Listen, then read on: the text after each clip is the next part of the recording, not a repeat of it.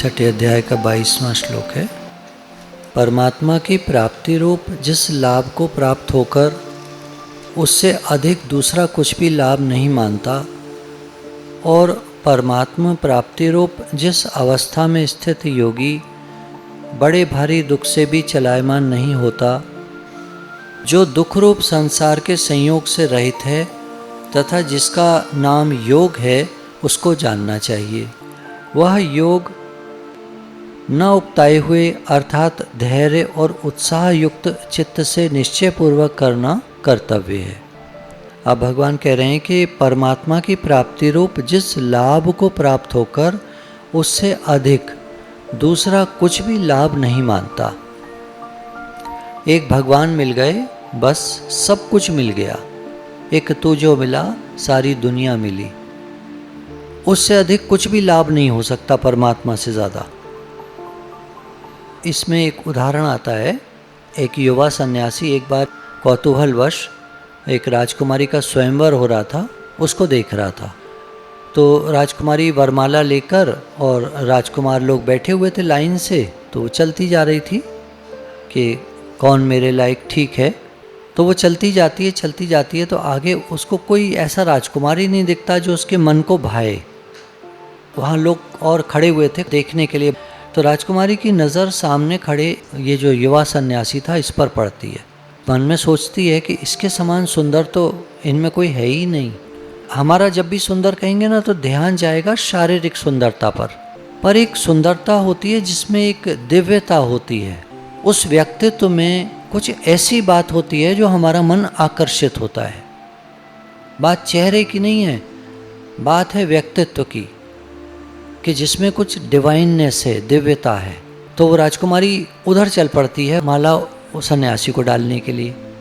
तो सन्यासी देखता है ये मेरी तरफ कैसे आ रही है, और वो आकर के उसके गले में डाल देती है। सन्यासी को एकदम होश आता है कि ये हो क्या रहा है। वो माला उतार के फेंकता है और वहाँ से भागता है। तो राजकुमारी पीछे पीछे कि मैंने तो आपको पति मान लिया, आप कहाँ जा रहे हैं स्वामी। तो वो भागता हुआ जंगल में निकल जाता है और राजकुमारी देखती रह जाती है। परमात्मा प्राप्ति रूप लाभ से बढ़कर दूसरा कोई लाभ नहीं मानता योगी, जिसको पता चल गया है कि परमात्मा से बड़ी दुनिया में कोई चीज़ नहीं है।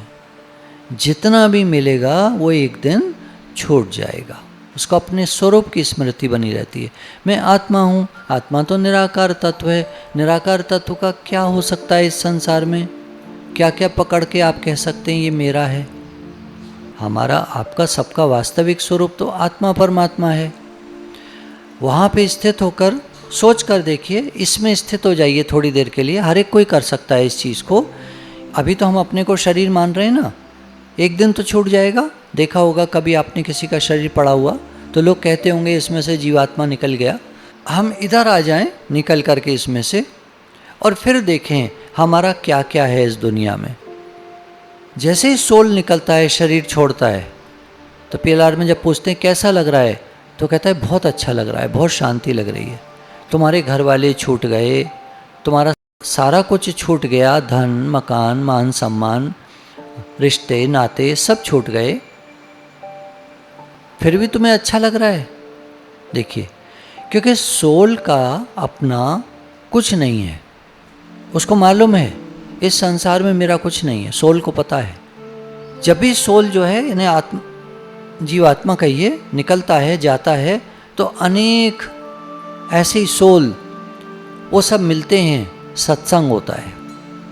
उसको मैसेज मिलते हैं, तुमने क्या किया, जीवन गंवा दिया, क्या करते रहे सारा टाइम, गए थे किस काम के लिए, जब तुमको भेजा था तो बताया था तुमको गुरु मिलेंगे, तुम करने वाला काम पूरा करना, और तुम क्या करते रहे, काम धंधा नौकरी, तुम्हारी जिंदगी तो बीत गई, आखिर में तुम्हें क्या मिला? तुम सोल को क्या मिला? शरीर को तो ठीक है, मान सम्मान मिला, हार फूर माला लोगों ने चढ़ाई, तुमने दान पुण्य करा, तुमने ये करा, तुमने वो करा, तुम्हारा नाम हुआ, अब खत्म सब। अब तुम्हारा अगला जन्म है, अब जाओ चलो। तो जिस जन्म में हमको गुरु मिल जाए, देखिए बहुत सारे लोग हैं बेचारे जानते ही नहीं है सत्संग होता क्या है। बहुत सारे लोग घूम रहे हैं, सड़क पर चल रहे हैं, गाड़ियाँ, स्कूटर, मोटरसाइकिल, भाग रहे हैं लोग, जा रहे हैं यहाँ वहाँ चल रहे हैं, सब चल रहे हैं, पर किसी को लक्ष्य का पता नहीं है, जाना कहाँ है किसी को नहीं पता, बस करना है करना है करना है। तो जब गुरु मिलते हैं जीवन में हमारे, तो हमें लक्ष्य का पता बताते हैं कि तुम आत्मा हो, शरीर नहीं हो, और तुम्हारा लक्ष्य परमात्मा से मिलकर एक होना। और जब तक ये नहीं होगा, तुम जन्म पर जन्म, जन्म पर जन्म लेते ही रहोगे। यात्रा को बहुत लंबा मत करो। देखिए, हम लोग जब कहीं भी यात्रा पर जाते हैं, कभी ट्रैफिक जैम मिल जाए, कोई एक्सीडेंट मिल जाए, तो गाड़ियाँ खड़ी हैं एक के पीछे एक, निकल नहीं पा रही हैं, टाइम लगता है, तो अच्छा लगता है या बेचैनी होती है? बेचैनी होती है। जल्दी खुले ट्रैफिक, जल्दी चलो, जल्दी निकलो, जल्दी पहुँचो। और हम जीवन की यात्रा को लंबा करते रहते हैं, ट्रैफिक जैम में फंसे ही रहते हैं, और हमें पता नहीं होता कि हम क्या कर रहे हैं। जन्म पे जन्म, बार बार योनियों में आना जाना हम करते रहते हैं। कभी जानवर बनते हैं, कभी कुछ बनते हैं, कभी पेड़ पौधा बन जाते हैं, कभी आदमी, कभी कुछ, कभी कुछ, कभी कुछ। यात्रा को लंबा कर रहे हैं हम। एक बार समझ में आ जाए कि परमात्मा सबसे बड़े लाभ हैं, उन्हीं को पाना है, और उनको पाने के बाद फिर कुछ पाना शेष नहीं रह जाएगा। नचिकेता को जब बहुत सारे प्रलोभन दिए यमराज ने, तुम ये ले लो, वो ले लो, तो नचिकेता कहता है कि देखिए, आप मिल गए हैं तो ये तो सब मिल ही जाएगा। आप लंबी आयु देने की बात कह रहे हैं, जब आप हमारे गुरु रूप में मिल गए तो लंबी आयु तो हमारी वैसी ही हो जाएगी। आज भी एक 80 साल के आसपास की हैं, तो वो बता रहे थे कि हमारी आयु लंबी हो गई। पहले जब हम देखा करते थे कि अब कभी अपनी आयु की रेखा तो छोटी हुआ करती थी, सत्संग में आने के बाद ये लंबी हो गई।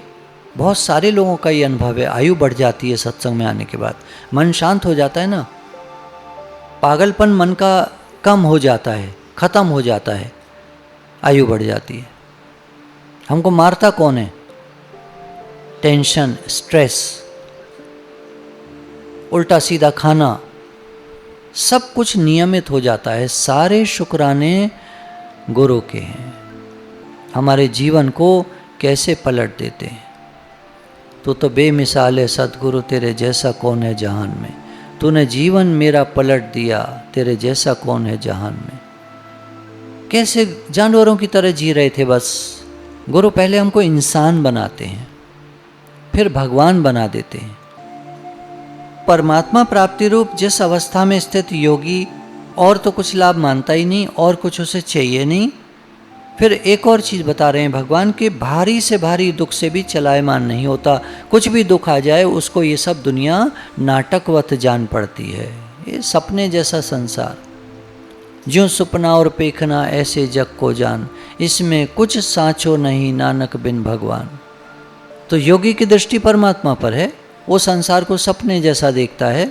उसको क्या प्रॉब्लम, वो क्यों दुखी होगा?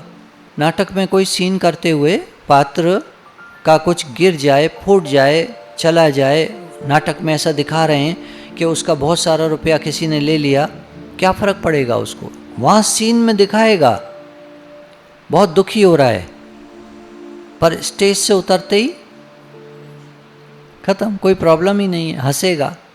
अरे अभी तो तुम्हारा इतना रुपया चला गया, अरे वो तो नाटक था। तो इस संसार को अगर हम नाटकवत जानेंगे, है ना, विचार से होता है। विचार जितना आप करेंगे, जब दुनिया में शरीर आया और आज दिन तक कितने ही नाटक के पात्र अलग हो गए होंगे। आप देखते होंगे कितने ही सारे नाटक के पात्र इधर उधर हो गए होंगे। बिजनेस करते हैं, भाई बंधुओं से बंटवारे हो गए होंगे, लोग अपना हिस्सा ले गए, हम कहीं से कहीं चले गए, घर मकान दुकान सब बदल गए, लोग बदल गए, घर के सदस्य बदल गए, पुराने लोग अल्लाह को प्यारे हो गए, नए आ गए, सब कुछ बदल रहा है। बस हमारा स्वरूप आत्मा वो नहीं बदलता, वो अनचेंजेबल है। तो गुरु कहते हैं उस अनचेंजेबल में स्थित हो जाओ, उस अपरिवर्तनशील में स्थित हो जाओ, नहीं तो बदलते वाले संसार में तुम सारा टाइम दुखी होते रहोगे, कभी कुछ कभी कुछ कभी कुछ, यहाँ तो लगा ही रहता है। तो योगी क्यों दुखी होगा? उसने तो देख लिया है संसार नाटकवत है, सपने जैसा है, और दुनिया के लोग उसको सच मान रहे हैं तो वो दुखी होते हैं, गॉसिप करते हैं, एक दूसरे की बात करते हैं। गॉसिप क्या करना है? दूसरा है कहाँ? है ही आत्मा। क्या बात करें दूसरे की? जिससे बात करनी है उससे डायरेक्ट बात करो। अगर व्यवहार भी, हम कहते हैं व्यवहार है, ठीक है व्यवहार है तो डायरेक्ट बात करो, पीठ पीछे किसी की बुराई निंदा इत्यादि नहीं करनी चाहिए, सामने बोलो। कल साधकों को बात बता रहे थे, तुम लोग डरते क्यों आपस में? जैसे मान लीजिए 6 साधक हैं, कुछ काम कर रहे हैं, अब किसी ने गलत कर दिया तो 5 आकर बताएंगे नहीं कि उसने गलत कर दिया, या कोई 2 साधक कुछ और हरकत कर रहे हैं, कोई भी बात कर रहे हैं, तो बाकी के 4 उनके बारे में बताएंगे नहीं। वो कहेंगे हाँ, मन में सोचेंगे हम क्यों बुरे बने, हमें क्या ज़रूरत है। इसका मतलब क्या हुआ? वहाँ प्रेम नहीं है। ये बिगड़ रहे हैं बिगड़ने दो, भटक रहे हैं भटकने दो, इनका नुकसान हो रहा है होने दो, गुरु देख लेंगे इनको डांट पड़ेगी पढ़ने दो, इनकी करनी इनके साथ, हम क्यों चक्कर में पड़ें। ऐसे नहीं होता है, ये प्रेम नहीं है।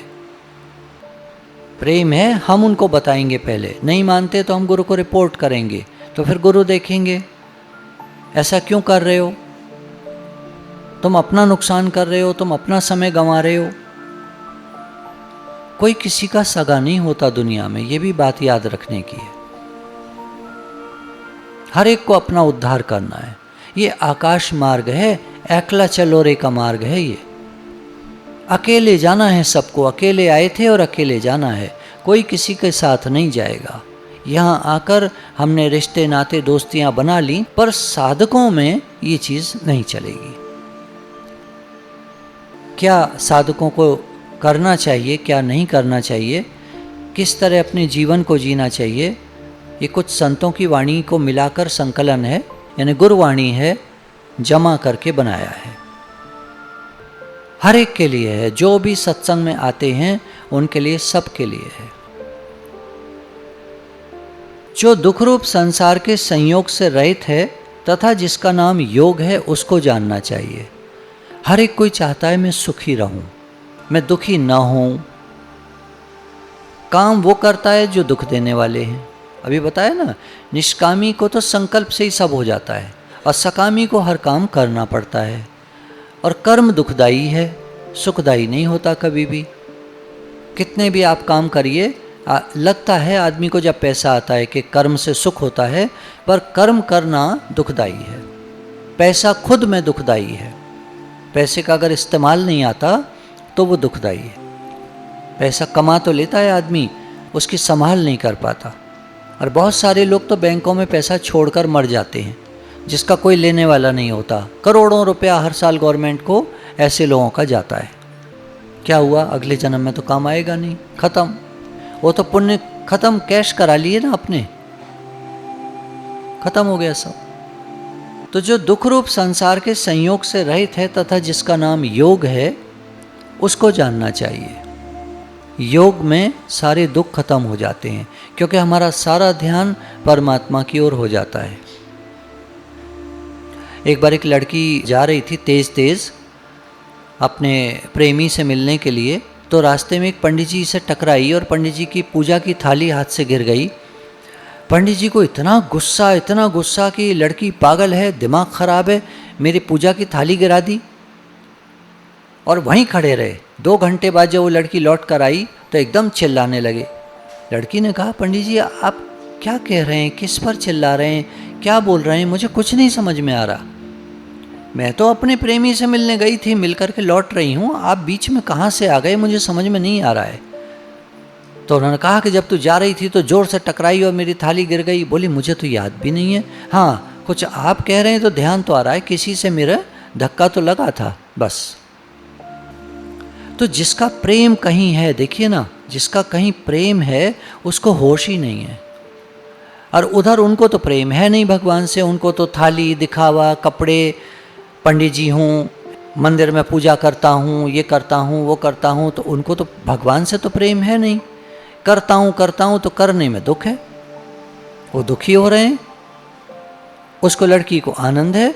ये तो संसारी मिसाल हुआ, ये पूरा नहीं बैठेगा, ठीक नहीं बैठेगा, क्योंकि वहाँ भी उसको दुख मिलेगा आगे चल के। पर इसी को हम लगाएं भगवान के लिए, तो जब हमारा भगवान से प्रेम हो जाएगा तो संसार की ओर से मन स्वतः ही हट जाएगा, हल्का पड़ जाएगा, ज़्यादा ध्यान नहीं जाएगा। अरे मेरा प्रेम तो भगवान से है, चलो ठीक है, क्या कर, ऐसे करके टाल देता है आदमी।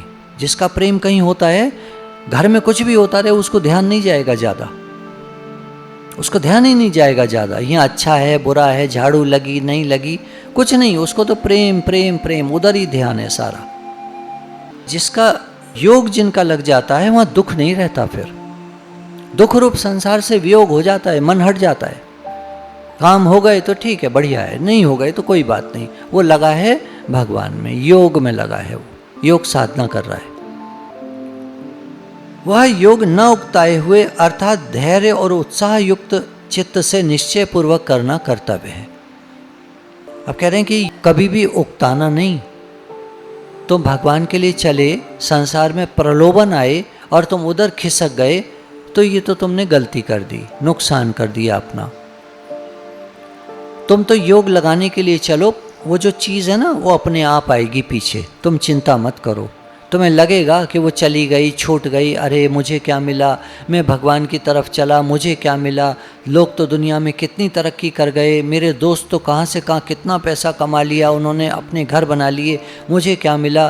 बोला ऐसा कभी मत सोचना, तुम लगे रहो, चलते रहो। एक दिन ऐसा आएगा जब तुम देखोगे कि मुझे सब कुछ मिला और उनको जो भी मिला वो सब छूट गया, उन्होंने अपना जीवन वेस्ट कर दिया। एक हमारे बहुत बुजुर्ग मौसा जी हैं, वो कहते हैं तुम लोगों ने तो बस अपना जीवन सफल कर लिया। मेरे मन में बहुत आता है, मैं उनसे कहूँ, पर इतने ईगोइस्टिक हैं, उनसे कह नहीं सकते कि मौसा जी आप क्यों नहीं सफल कर लेते अपना जीवन। ये उन्हें एहसास है कि उन्होंने जीवन गंवा दिया, बहुत करा, ये करा, वो करा, कई जगह के वो ट्रस्टी मेंबर, फलाने काफ़ी संस्थाओं के मेंबर हैं, पर बोलते हैं कि तुमने अपना जीवन सफल कर लिया, हमारा तो ऐसे ही चला गया।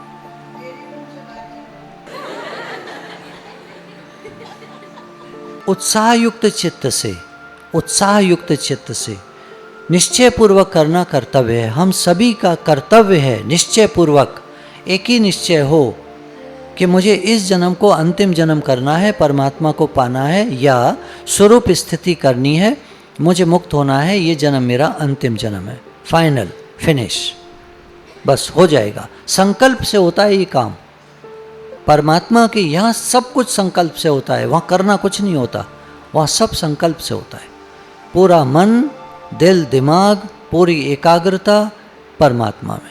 मन में दुनिया की बात घूमे भले आ जाए तो आप ध्यान उधर से हट, क्या बकवास है, हटो, हम बस हमारा माइंड फोकस, मेरा लक्ष्य, बाकी सब ठीक है, चल रहा है, कुछ नहीं छूटेगा, कुछ नहीं जाता, कुछ नहीं बिगड़ता, सब चलता है, सब पीछे आते हैं। जो आपको मिलना है, शरीर की प्रारब्ध है, वो कहीं नहीं जाएगा, वो मिलेगा, चिंता मत करिए, लग जाएं, हम योग में लग जाएं।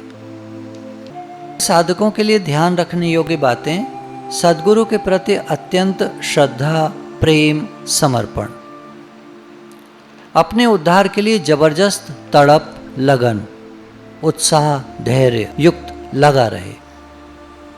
साधक की दिनचर्या में यह अवश्य होना चाहिए: नियमित सत्संग, आत्मचिंतन, स्वाध्याय, ध्यान, नियमित आहार विहार, सोना जागना, समय समय पर गुरु का संग करना, अपनी साधना के विषय में बताना, अपना निश्चय अनुभव सुनाना, अपनी स्थिति को जांचना।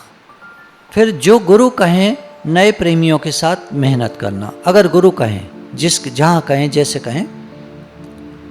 स्वयं में रहने का समय बढ़ता जाए, भले शरीर द्वारा यथा योग्य चेष्टाएं चलती रहें, पर स्वयं में रहने का सेल्फ में आने का, लौटने का समय बढ़ता जाए।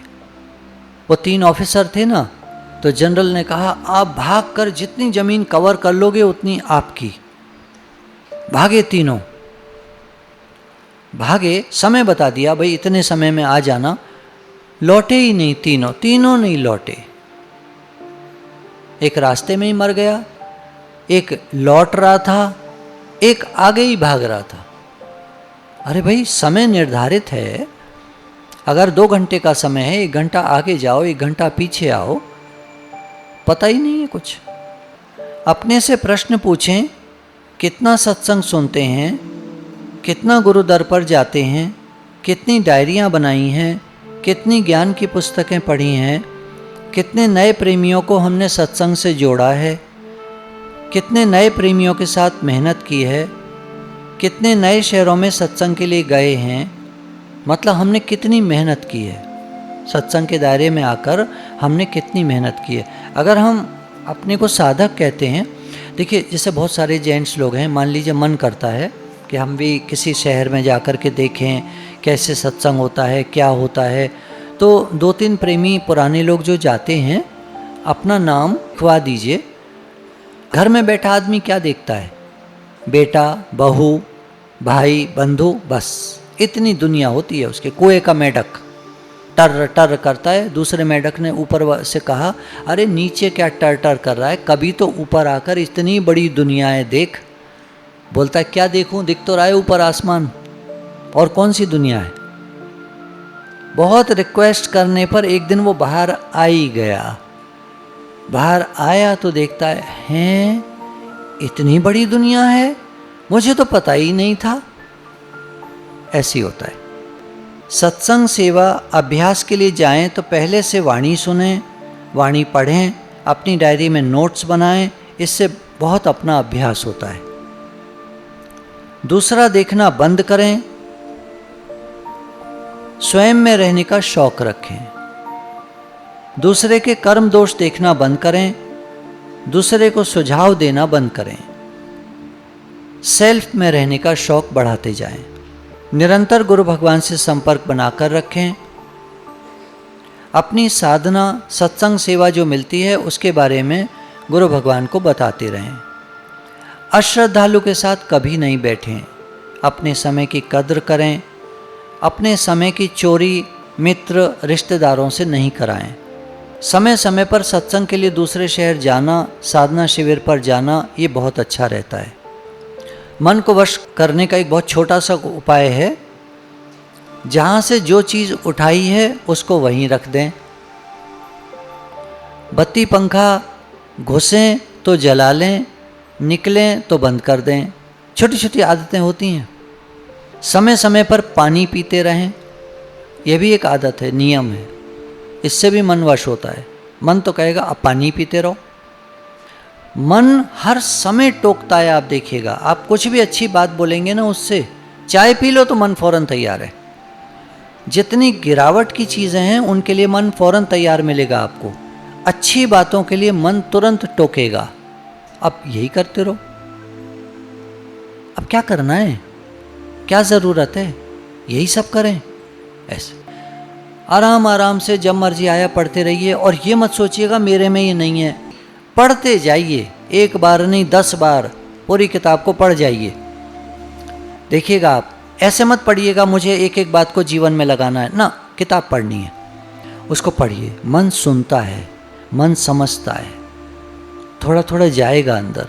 मैं कैसे बोलता हूँ, मैं क्या करता हूँ, मेरी रहनी में क्या है, ये टोकेगी आपको और जीवन में परिवर्तन आता जाएगा। गुरु के अनंत शुक्राने।